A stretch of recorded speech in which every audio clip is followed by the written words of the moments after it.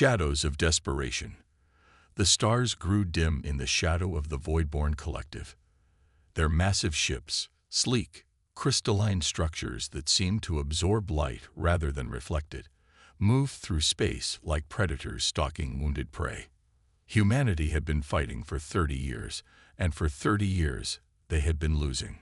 Commander Elias Chen stood on the observation deck of Bastion Station, the last major human military installation in the Orion Arm. Through the reinforced viewport, he watched as refugees poured in from the outer colonies. Tired, frightened people crammed into whatever vessels could still fly. The station, once a symbol of human ingenuity and expansion, now served as little more than a gathering point for the remnants of a dying species. "Status report," Chen demanded, his voice steady despite the chaos unfolding around him. Lieutenant Nadia Okafor approached, her uniform worn and her eyes hollow from too many sleepless nights. "Horizon Colony has fallen, sir. Proxima Centauri is under heavy bombardment. We've lost contact with the Arcturus defense fleet." Chen closed his eyes briefly, allowing himself a moment of grief before the mask of command slipped back into place. "And the Voidborn. Their main fleet will reach our position in less than 72 hours. The Collective had emerged from beyond the galactic rim nearly 3 decades ago. At first, contact had seemed promising, a new intelligent species with technology beyond human understanding. But diplomacy had quickly given way to aggression. The Voidborn, as humans called them due to their ability to seemingly materialize from the darkness of space, had begun a systematic conquest of every inhabited world they encountered. Their technology was centuries beyond what humanity possessed. Their ships could phase through conventional defenses, their weapons tore through the strongest human shields like paper, and their numbers seemed endless. One by one, humanity's colonies had fallen. Mars, Europa, Ganymede, then the outer colonies. Earth itself had been reduced to ruins 5 years prior, forcing the remnants of human civilization to flee to the colony worlds. Now, even those were falling. "What about Project Prometheus?" Chen asked, his voice lowered. Nadia glanced around to ensure no one was listening. "Dr. Yamato reports they're at 96% completion. But sir, even if they finish in time—" "I know the odds, Lieutenant," Chen cut her off. "But right now, Prometheus is the only card we have left to play." Project Prometheus had been humanity's most closely guarded secret for the past 15 years. After the initial Voidborn attacks, the brightest scientific minds that remained had been sequestered in a hidden facility deep within the asteroid belt of the Ta City system. Their mission: to develop technology that could stand against the Collective. Resources that could have gone to conventional defenses or evacuation efforts had instead been funneled into this desperate gambit. Many in the military command had opposed it, arguing that it was foolish to stake humanity's survival on untested technology. But as colony after colony fell, opposition had waned. In the station's crowded corridors, panic was beginning to spread. The civilian population, swollen with refugees, sensed the end approaching. Security teams struggled to maintain order as supply shortages grew more acute. Chen knew they couldn't hold out much longer. "Commander," a voice called over the comms. "Admiral Quan is requesting your presence in the war room." Chen nodded to Nadia. "Continue evacuation protocols. Prioritize children and essential personnel." The war room was a hive of activity when Chen arrived. Officers moved between holographic displays showing the advancing Voidborn fleet, thousands of ships moving in perfect formation. Admiral Helena Quan stood at the center of the chaos, her silver hair pulled back tightly, her face etched with lines of exhaustion. At 72, she was the highest-ranking military officer left in human space. She motioned Chen over to a secluded corner. "We've received a transmission from Ta City," she said without preamble. "Prometheus is ready." Chen felt a surge of adrenaline. They've completed the prototypes. Not just completed, they're launching. 6 vessels, fully operational. For the first time in years, Chen felt a flicker of hope. Will they reach us in time? That's the problem. Quan said grimly. The collective has detected the energy signatures from the launch. They're diverting part of their fleet to intercept. Chen's hope dimmed. How many ships? 200, at least. And our intelligence suggests they're sending one of their harbingers. Harbingers were the Voidborn's most fearsome vessels, massive ships that served as command centers for their fleets. No human force had ever survived an encounter with one. So Prometheus is doomed before it even reaches us, Chen said, the weight of defeat settling on his shoulders once more. Not necessarily, Quan replied. We still have one card left to play. We're going to launch a counterattack. Chen stared at her in disbelief. With what? Our remaining ships are barely holding the line as it is. With everything we have left, Quan said firmly. We'll hit them with every ship, every fighter, every weapon we can muster. It won't be enough to win, but it might be enough to draw their attention away from Prometheus. It's a suicide mission, Chen said, understanding dawning on him. Yes, Quan admitted, but if it gives Prometheus a chance to reach us, then it's a sacrifice worth making. The next 48 hours passed in a blur of preparations. Every combat-capable vessel was readied for battle. Civilian ships were retrofitted with whatever weapons could be scavenged. Pilots and crews volunteered knowing they might never return. Chen found himself aboard the UES Defiant, a cruiser that had seen better days. As the fleet prepared to depart, he addressed the crew over the ship's comms. For 30 years, we've fought against an enemy that has shown no mercy, he began. We've lost our homes, our families, our world. But today, we fight not just for survival, but for hope. Somewhere out there, humanity's future is racing toward us. Our job is to make sure it arrives. The human fleet launched, a ragtag collection of military vessels, converted transports, and mining ships. 300 ships against thousands, but they moved with purpose, with the desperation of those with nothing left to lose. The battle began in the shadow of Jupiter. The human fleet struck hard and fast, targeting the outer edges of the Voidborn formation. For a brief moment, the element of surprise gave them an advantage. But the collective responded with brutal efficiency. Their ships phased through debris. Their weapons tore through human vessels with ease. One by one, humanity's last defenders began to fall. From the bridge of the Defiant, Commander Chen watched as the battle turned against them. The ship shuddered as another hit breached their failing shields. Damage report, he shouted over the alarms. Shields at 12%. Hull breaches on decks 3 through 7. Weapons systems failing. Chen grimaced. They had known this was coming, but the reality of defeat was still bitter. How long have we held them? 37 minutes, sir. Not enough time. Prometheus needed more. Sir, the communications officer called. We're receiving a transmission from Ta City. Chen's heart raced. Put it through. The holographic display flickered to life, showing the face of Dr. Miyuki Yamato, lead scientist of Project Prometheus.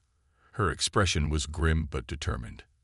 Commander Chen, she said, we've detected your battle. Hold on. We're coming. The collective diverted ships to intercept you, Chen warned. You'll be outnumbered. For the first time, Yamato smiled. Numbers aren't everything, Commander. You'll see soon enough. Prometheus out. As the transmission ended, a new alert sounded. Sir, multiple unknown signatures appearing at the edge of the system. Chen turned to the tactical display. Voidborn reinforcements. No, sir. I don't know what they are. 6 massive objects had appeared seemingly from nowhere. They moved with impossible speed, crossing the vast distances of the solar system in minutes rather than hours. As they drew closer, Chen could finally see them through the Defiant sensors. They were ships, if such a word could accurately describe them. Each was larger than anything humans had ever built, dwarfing even the collective's harbingers. Their hulls seemed to shift and flow like liquid metal, absorbing enemy fire without damage.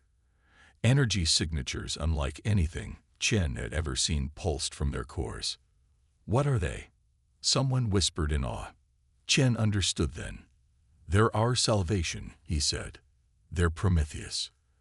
As the massive ships approached the battlefield, the Voidborn fleet turned to face this new threat. It was the opening the human defenders needed. Chen ordered all remaining vessels to regroup and prepare for a coordinated attack. But before they could act, the Prometheus vessels opened fire. Beams of blinding energy lanced out from the human dreadnoughts, cutting through Voidborn ships as if they were made of paper. Where before it had taken concentrated fire from multiple human vessels to damage a single collective ship, now one hit was enough to destroy them completely. The Voidborn responded, their own weapons finding targets among the human dreadnoughts. But their attacks seemed to have little effect, the energy dissipating across the strange, fluid-like hulls of the Prometheus ships. As Chen watched in amazement, one of the dreadnoughts moved directly into the path of a collective harbinger. The two massive vessels engaged in a duel that shook the very fabric of space around them. For the first time since the war began, the Voidborn were on the defensive. "Sir," Nadia called, her voice filled with wonder. "We're receiving a transmission from the lead dreadnought. They're requesting that all remaining human vessels fall back and regroup at Bastion Station." Chen hesitated only briefly. "Order all ships to comply. Let's give Prometheus room to work." As the battered human fleet withdrew, the 6 dreadnoughts advanced into the heart of the collective armada. The battle was far from over, but for the first time in 30 years, hope burned bright in human hearts. Chen looked out at the massive ships that had arrived to save them and allowed himself a smile. "Godspeed, Prometheus," he whispered. "Show them what humanity is truly capable of." Rising from the ashes, the bridge of the HDES Prometheus Prime hummed with energy as Captain Amara Katri studied the tactical display. Around her, a crew of the brightest minds humanity had left operated systems that, just months ago, had existed only in theory. "The collective is reforming their lines," reported her tactical officer, Jensen Zhao. "They're bringing 3 harbingers to bear on our position." Amara nodded calmly. After 15 years of development in the hidden shipyards of Ta City, she knew exactly what their vessels could withstand. The technology that powered these 6 dreadnoughts represented humanity's greatest achievement, the culmination of desperate innovation and reverse-engineered Voidborn technology. "Maintain formation," she ordered. "Activate the phase shields and prepare to deploy the singularity cannons." Dr. Miyuki Yamato stood at Amara's side, watching as the battle unfolded. As the chief architect of Project Prometheus, the elderly scientist had insisted on being present for this moment. "The quantum resonance drive is stable," Yamato reported, checking readings on her tablet. "Power flow to weapon systems is optimal." Outside, the vacuum of space became a theater of destruction as the Voidborn collective brought their full might against the human dreadnoughts. Energy weapons capable of destroying conventional human vessels bounced harmlessly off the phase shields. Defenses that existed partially out of phase with normal spacetime, making them nearly impervious to conventional attacks. "Singularity cannons charged to full capacity," Jensen announced. "Target the central harbinger," Amara ordered. "Fire." From the bow of Prometheus Prime, a beam of concentrated dark energy erupted, creating a controlled gravitational singularity at the point of impact with the Voidborn flagship. The massive enemy vessel was torn apart from within as space itself collapsed around it. The destruction of a harbinger sent shockwaves through the collective fleet. For the first time, the Voidborn experienced something alien to their hive consciousness: fear. Aboard the UES Defiant, Commander Chen watched the battle unfold from a safe distance. The human vessels that had survived the initial engagement had regrouped at Bastion Station, where Admiral Quan was coordinating with the Prometheus fleet. "It's incredible," Nadia whispered, standing beside Chen on the observation deck. "How is this possible?" 15 years of sacrifice," Chen replied. "Every resource we could spare, every brilliant mind we could save, all working toward one goal." But even as they watched the dreadnoughts carve through the Voidborn fleet, Chen knew the battle was far from won. The collective still outnumbered them thousands to one, and two harbingers remained intact. The collective is adapting. Admiral Quan's voice came through the comms. They're adjusting their weapon frequencies to match our phase shields. Chen had expected this. The Voidborn's greatest strength had always been their ability to adapt to new threats. It was what had made them so devastating in the early years of the war. Prometheus Prime to all Dreadnoughts, Captain Cattry's voice responded. Initiate synchronous phase shift. Prepare for Protocol Omega. Protocol Omega was the most closely guarded secret of Project Prometheus. Not even Chen knew exactly what it entailed.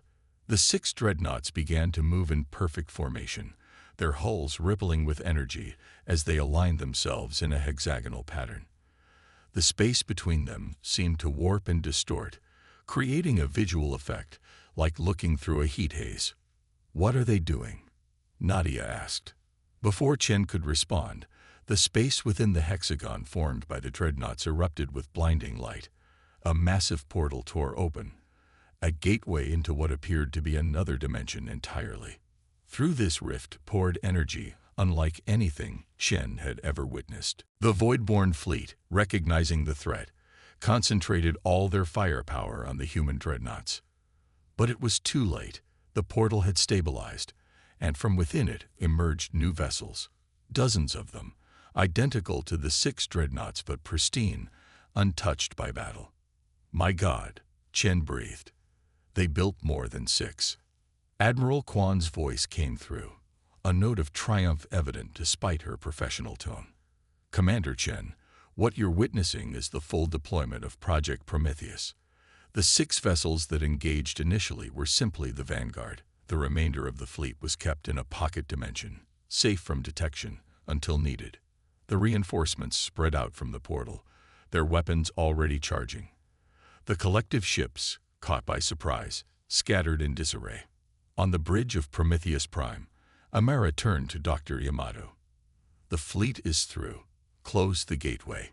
Yamato nodded, her aged hands moving across the control panel with practiced precision. Gateway closing. All vessels accounted for. Jensen looked up from his station. Captain, we're detecting unusual energy signatures from the remaining harbingers. They appear to be merging. Amara frowned. Show me. The tactical display zoomed in on the 2 remaining Voidborn command ships. They were indeed moving toward each other, their crystalline structures beginning to flow together. As they merge, a massive energy spike registered on the sensors. They're creating a nexus, Yamato said, her voice tight with concern. It's a last resort tactic. They're sacrificing their command vessels to create a weapon capable of destroying everything in this system. Amara's mind raced through the possibilities. The Dreadnoughts could survive such an attack, but Bastion Station and the remaining human fleet would be annihilated. How long until the Nexus is fully formed? She demanded. 4 minutes, maybe less, Jensen replied. Amara made her decision. All Dreadnoughts, converge on the Nexus. We need to destroy it before it completes formation. The human fleet moved with purpose, their advanced drives allowing them to close the distance rapidly. But the remaining collective vessels formed a protective cordon around the forming Nexus, sacrificing themselves to buy time. On Bastion Station, Admiral Quan received the communication from Prometheus Prime explaining the situation. She turned to her staff. Evacuate the station, she ordered. All personnel to escape vessels immediately. Chen, having returned to the station, protested. Admiral, we can't abandon our position. If the Prometheus fleet fails, if they fail, Commander, there will be nothing left to defend. Quan cut him off. But I'm not giving up. Take the Defiant and what's left of our fleet. Get as close as you can to the Nexus without being detected. If Prometheus creates an opening, I want you ready to exploit it. Chen understood. It was a desperate plan, but they were well past the point of safe options. Back in the heart of the battle, the human Dreadnoughts fought fiercely to reach the Nexus. Their phase shields flickered under the concentrated fire of the collective's remaining ships, but they pressed forward relentlessly. Nexus at 70% formation, Jensen reported, sweat beading on his forehead despite the environmental controls. Our shields are holding, but we're taking damage faster than the regenerative systems can compensate. Amara studied the tactical display. The Voidborn defense was too strong. They wouldn't reach the Nexus in time through conventional means. Dr. Yamato, she said, turning to the scientist. The quantum tunnel drive, can it be configured for short-range jumps? Yamato frowned. Theoretically, yes, but we've never tested it under combat conditions. The calibration alone would take. We don't have time for perfect calibration. Amara interrupted. Can we do it? Yes or no?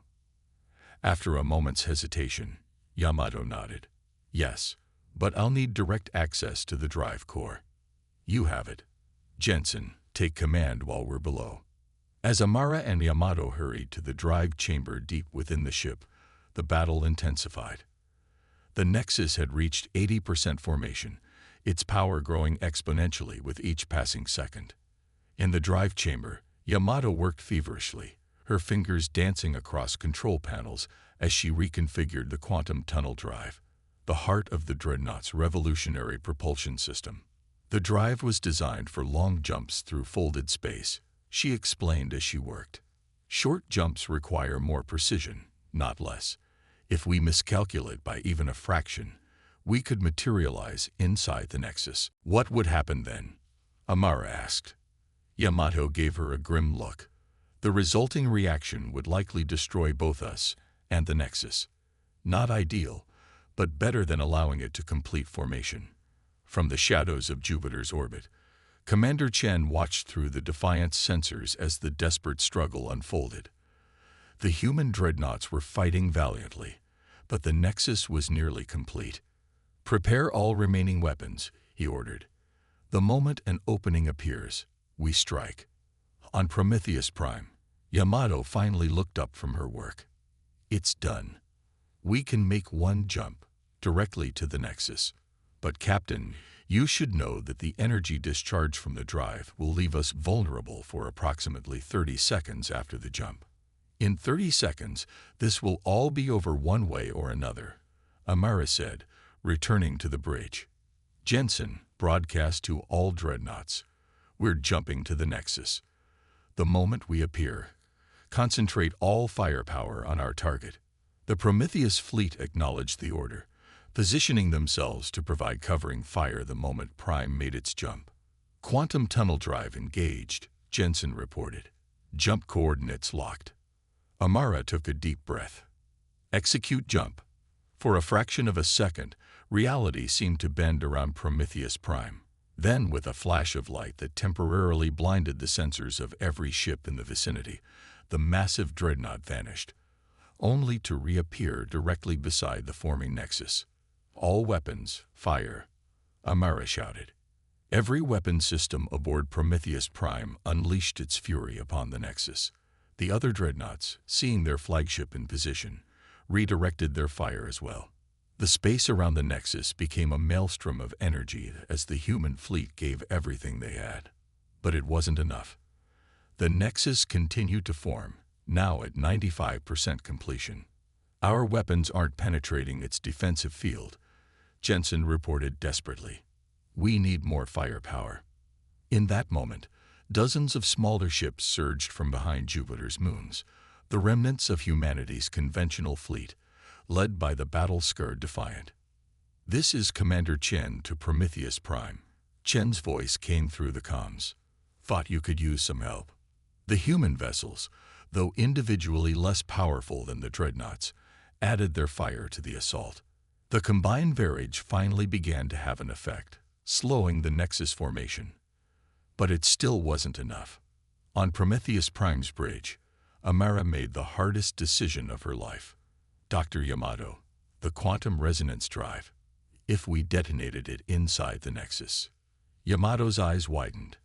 It would create a cascading reaction that would destroy both the Nexus and this ship. But yes, it would work. Amara nodded, her resolve firm. Begin evacuation procedures. Get the crew to escape pods. Jensen, set a collision course. Captain. Jensen began to protest. That's an order, Lieutenant, Amara said firmly. The rest of the fleet can finish this fight, but someone has to stop that nexus. As the evacuation began, Amara opened a channel to the entire human fleet. This is Captain Katri. Prometheus Prime will neutralize the nexus threat. All vessels, prepare to engage the remaining collective ships once the nexus is destroyed. This is our moment. Today, humanity takes back its future. The massive dreadnought surged forward, its engines pushed beyond safe limits. The void-born ships, realizing the human vessel's intent, redoubled their efforts to protect the nexus, but the other dreadnoughts cleared a path for Prime. Commander Chen, watching from the Defiant, understood what was happening. All ships provide covering fire for Prometheus Prime. Don't let a single void-born vessel touch her. The human fleet responded with everything they had left, fighting with the desperation of those who could finally see victory within reach. Aboard Prometheus Prime, Amara stood alone on the bridge, the quantum drive set to overload the moment they collided with the Nexus. Most of the crew had evacuated, though Yamato had refused to leave, staying behind in the drive chamber to ensure the reaction would occur as planned. As the dreadnought closed the final distance to the Nexus, Amara looked out at the stars one last time. For Earth, she whispered. For humanity. The collision, when it came, was not the fiery explosion that ancient space battles might have suggested. Instead, there was a moment of perfect stillness as Prometheus Prime merged with the partially formed Nexus. Then, a pulse of energy expanded outward in a perfect sphere, washing over every ship in the vicinity. The void-born vessels caught in the pulse simply ceased to exist, their molecular structures unraveled by forces beyond conventional understanding. The human ships, protected by the unique properties of their phase shields, weathered the storm. When the energy pulse faded, the space where the Nexus had been forming was empty. Prometheus Prime was gone, along with a significant portion of the collective fleet. The remaining void-born ships, cut off from their command structure and facing the still formidable human force, began to retreat. Commander Chen could hardly believe what he was seeing. "They're running," he said in amazement. "For the first time since this war began, they're running from us." Admiral Kwan's voice came through the comms, steady and resolute.